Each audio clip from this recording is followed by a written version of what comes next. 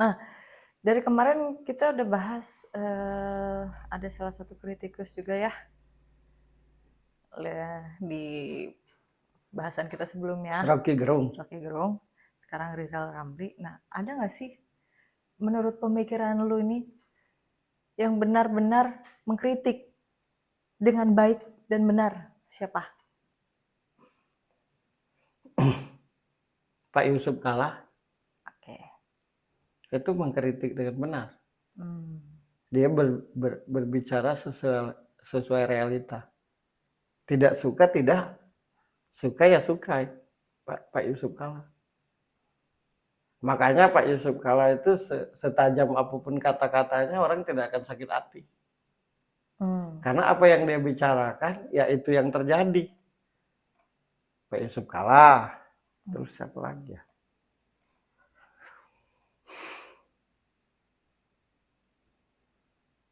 Susah lah nyarinya. Ntar ya inget-inget dulu ya. Nanti kalau udah inget kasih tahu, oke. Ya. Menurutku kayak Pak Rizal, Rocky Gerung ngambek aja sih. Ngambek. Ngadu ke orang-orang biar didukung. Oh, puk dong. Iya, mesti puk gitu. Nah, ada satu perbincangan antara Pak Yusuf Kalla dengan Pak Karni Ilyas di YouTube channel Karni Ilyas Club. Judulnya Rizal Ramli di Jegal JK. Di situ ada penjelasan alasan kenapa Pak Rizal Ramli tidak diikut sertakan dan bagaimana Pak Rizal Ramli ini dalam memimpin menurut Pak JK gitu. Sebelumnya juga kita pernah ya membahas tentang wibawa kepemimpinan yang ada sejak lahir itu gift dan ada yang bisa dibentuk. Nah, menurut lo bagaimana Rizal Ramli dalam memimpin dan gimana cara menghadapi Pak Rizal Ramli ketika dia sebagai pemimpin? Kita harus patuh apa kata dia. Baru benar. Udah. Oke. Makanya gue sarankan buat Pak Rizal bikin negara sendiri aja Pak, biar nggak capek kan. Jadi sesuai apa kata Bapak aja nanti.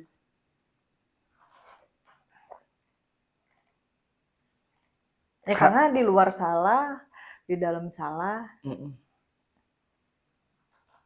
di luar pemerintahan salah, di dalam pemerintahan salah juga. Jangan sakit hati Pak Rizal, aku ngomong ya, kan Bapak biasa ngomong kayak gini.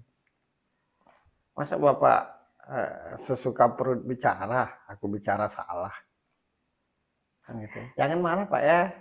Oke.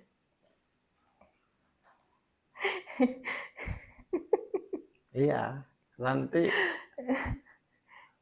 ya biar adil gitu, karena kita sedang menjalankan Pancasila yang keadilan sosial bagi seluruh rakyat Indonesia. Itu dia.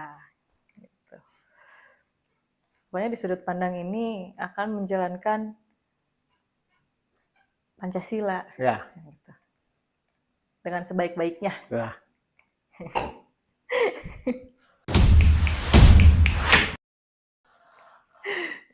Apa penyebab utama ketika ada seseorang yang memiliki kapasitas tapi akhirnya tidak jadi apa-apa selain tadi lo bilang kan kalau harus berkepribadian baik, tapi selain itu penyebab orang yang punya kapasitas tapi akhirnya tidak jadi apa-apa? Sibuk nyalain orang. Nggak jadi apa-apa tuh pokoknya sibuk nyalain orang.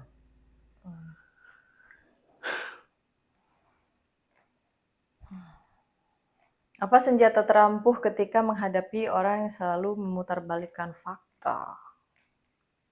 Ajak bertemu langsung berdua. Oke. Jangan dibalas dari jauh. Oh iya itu ya, jangan dibalas dari jauh. Biarin aja, habis itu temuin.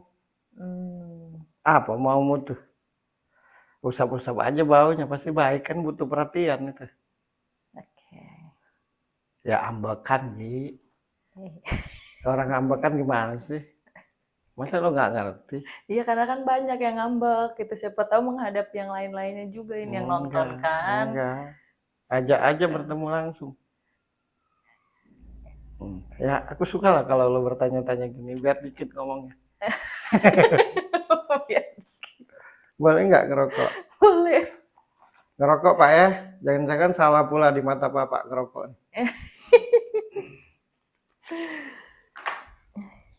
Enggak, aku ngomong begini, ini bukan karena tidak suka dengan Pak Rizal. Menurutku secara gentle aku katakan Pak Rizal ini salah satu putra Indonesia yang cerdas. Ya betul. Karena Dia, kalau tidak punya kapasitas tidak mungkin ya dilibatkan. satu, yang kedua Pak Rizal itu orang yang nalar, sangat nalar. Nalarnya tuh jalan. Oh, sayang sekali Pak. Jadi tahu dengan apa yang harus dan tidak harus dilakukan. Secara mental, Pak Rizal ini pribadi yang bermental kuat.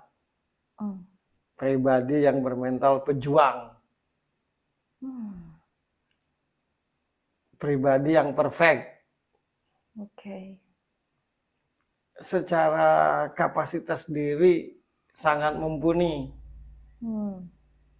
Nah cuma jangan arogan Pak. Itu aja musuh dirinya tuh. Jadi sebenarnya musuh Bapak Rizal Ramli ini dirinya sendiri. Dirinya sendiri. Terus gampang ini. Gampang emosi. Nah harusnya orang-orang di sekitarnya itu yang bawa air. Biar adem terus setiap hari. Jangan bawa api. Gitu. Jadi tersulut terus. Iya. Ini secara kepribadian menurutku ya. Aku tidak kenal Pak Rizal. Aku cuma lihat di TV. Tapi secara kepribadian salah satu putra Indonesia yang berkapasitas. Baik secara pemikiran maupun secara mental. Nah, tapi gampang tersulut, gampang emosi, baperan. Oh, ketika orang menyampaikan apa sebenarnya niatnya baik, tapi karena salah pengertian, gampang emosi. Karena sensitif, jadi akhirnya salah pengertian. Sebenarnya banyak sekali putra-putri bangsa yang ya Allah, Indonesia ini dihuni oleh orang-orang yang berkapasitas. Cuma mentalnya itu mental,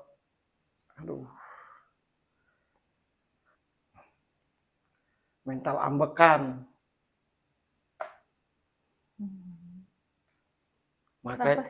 Kenapa sih banyak sekali yang mentalnya ngambekan gitu? Apa penyebab utamanya gitu? Cikal bakal orang dari ambekan. Mental ambekan. Karena merasa dirinya terbaik, paling terbaik. Nah, karena merasa terbaik, sehingga perwujudannya minta diistimewakan. Apa yang kayak gitu tuh terhanyut dengan puji-pujian gitu ya? Iya. Karena sering dipuji-puji dan banyak orang yang kalau punya keinginan itu lebih ngangkat-ngangkat biar mendapatkan sesuatu. Karena merasa dirinya terbaik. Sementara situasinya tuh, sementara kondisinya, keadaannya tidak di posisi terbaik. Akhirnya tugasnya nyala-nyalain orang, siapapun itu.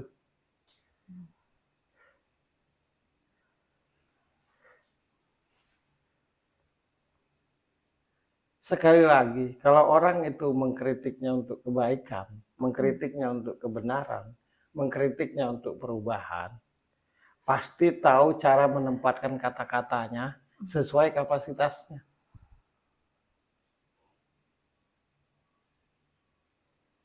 Pasti tahu.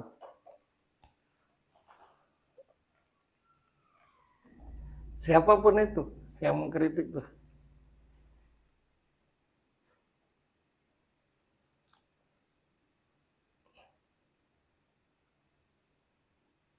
Ya, hadapilah dengan dewasa.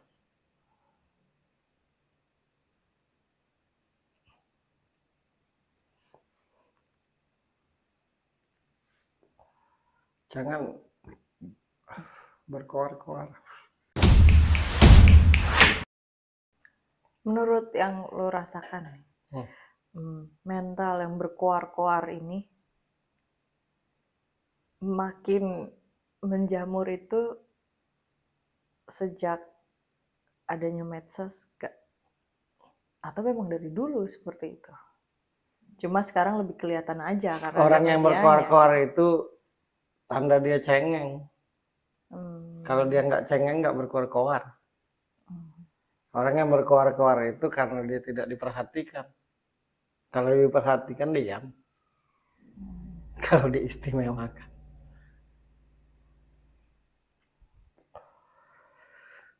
Orang yang berkoar-koar itu orang yang tidak terima keadaan dirinya.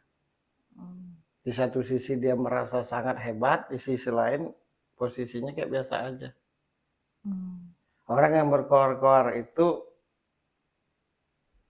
tujuannya hanya untuk dilihat.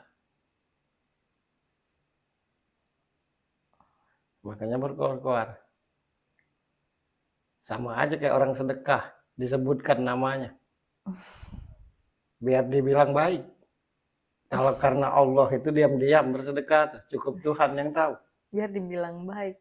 Iya. Jahat berarti itu. Nah,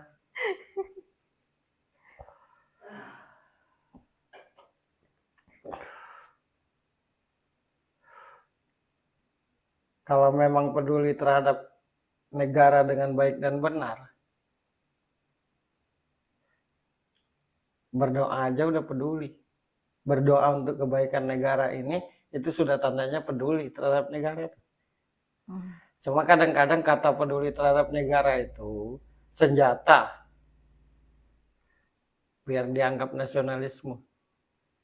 Dan kemudian dilibatkan, padahal tujuannya bukan untuk negara, untuk menguasai.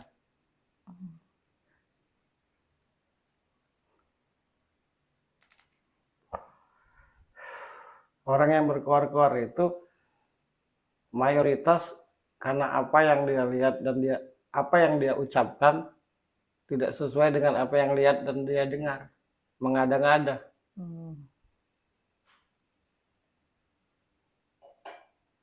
Orang yang berkoar-koar itu adalah orang yang penakut. Kalau dia berani, diam-diam aja, datangi aja.